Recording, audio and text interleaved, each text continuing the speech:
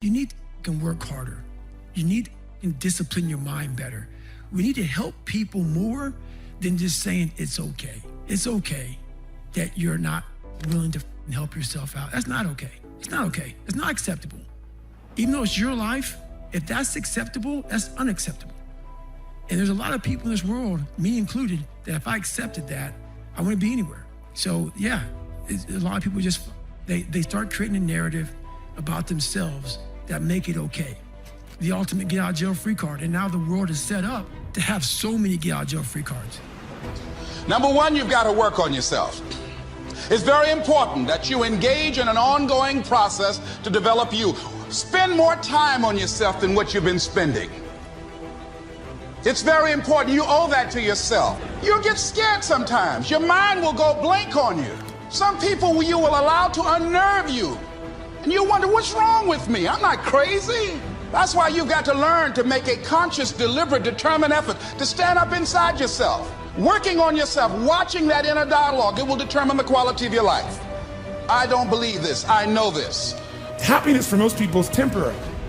So success without fulfillment, that's called failure. If you know somebody who's got everything they thought they wanted and they're not fulfilled, they got a real problem. So what's going to make you fulfilled? Finding your gift, contribution. Life's not about me, it's about we. If we feel like we're contributing to someone else, then we don't just get something, we become something. And what you get never makes you happy long term. Who you become makes you very happy or very sad.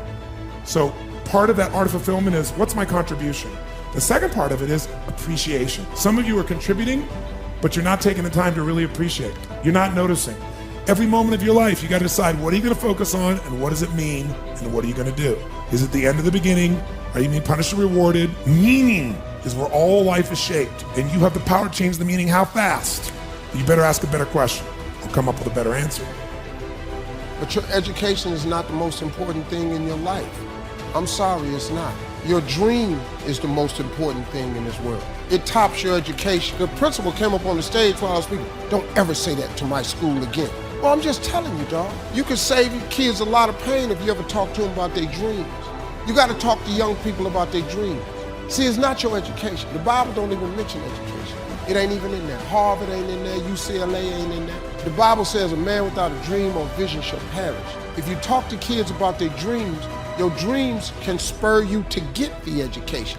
But if you never find out what a child is dreaming about, you can't hold their attention. So if you want to make six figures, you can't just be talking about you want to make six figures. You hear what I'm saying to you tonight?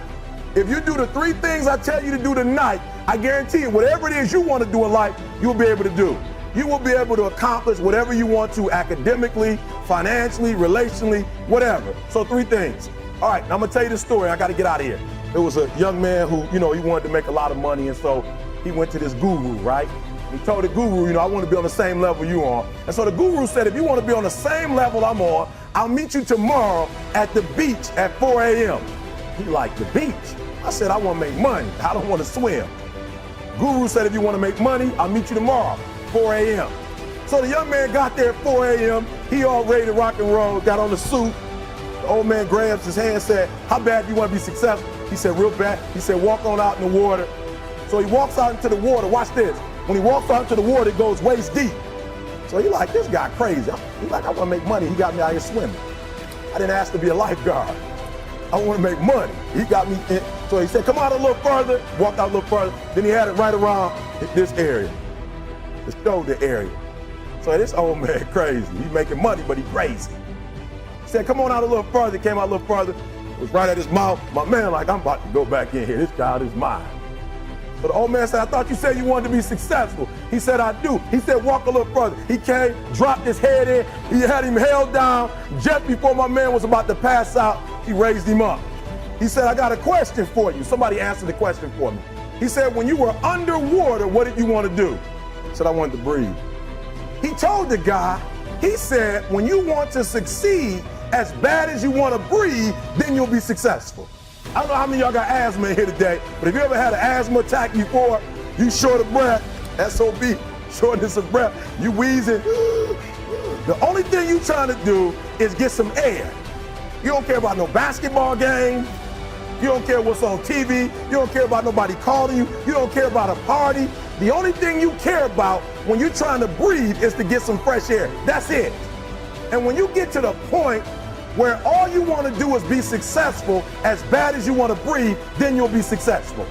And I'm here to tell you, number one, that most of you say you want to be successful, but you don't want it bad. You just kind of want it. You don't want it badder than you want to party. You don't want it as much as you want to be cool. Most of you don't want success as much as you want to sleep. Some of you love sleep more than you love success. And I'm here to tell you today, if you're going to be successful, you've got to be willing to give up sleep. You got to be willing to work off for 3 hours of sleep, 2 hours. If you really want to be successful, some days you're going to have to stay up 3 days in a row. Because if you go to sleep, you might miss the opportunity to be successful. That's how bad you got to want it. Listen to me. You got to want to be successful so bad that you forget to eat. Beyonce said once she was on the set doing her thing, 3 days had gone by, she forgot she didn't eat. Because she was engaged. I'll never forget when 50 Cent was doing his movie, I did a little research on 50, and 50 said that when he wasn't doing the movie, he was doing the soundtrack. And they said, when do you sleep, 50? Sleep, he said, sleep is for those people who are broke. I don't sleep. He said, I got an opportunity to make a dream become a reality. What helps me is to keep the hard times in the front of my mind. This allows me to go into these big moments that I've worked my ass off, and you guys have worked your ass off. It allows me to go into these big moments with a different perspective. What it also does for me, and again, this is what works for me. I keep my back is up against this every day.